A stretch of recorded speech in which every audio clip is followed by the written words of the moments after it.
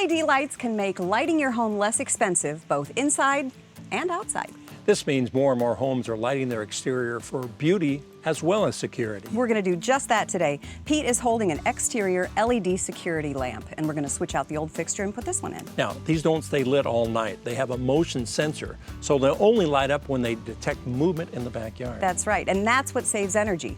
Also, they only use about 24 watts of power, which is about 6 times less than a traditional spotlight and about 4 times less than a halogen lamp. Now, we also picked up some solar spotlights that Megan is holding. Great things about these, they don't use any energy except for that of the sun. That's right. They're also on posts like this, so you can rearrange them, put them where you want, and what we're going to do today is install them in the landscape and see how they look at night, and then we can tweak them. Now, they'll draw the sun's energy during the day and offer about 6 to 8 hours of illumination at night. That's pretty cool. Yeah, I'll do this, you do that. Sounds good.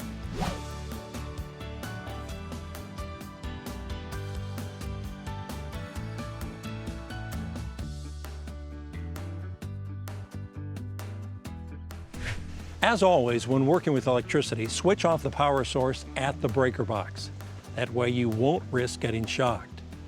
Remove the old light from the wall fixture and attach the new light while matching the correct wires as outlined in the product's instructions.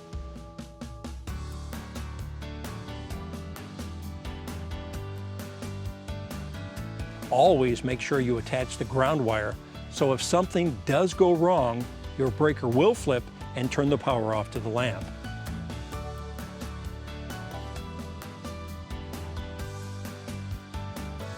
Once you've secured the new light to the wall, run a bead of caulk around the edges where the case touches the siding to help protect it against the elements.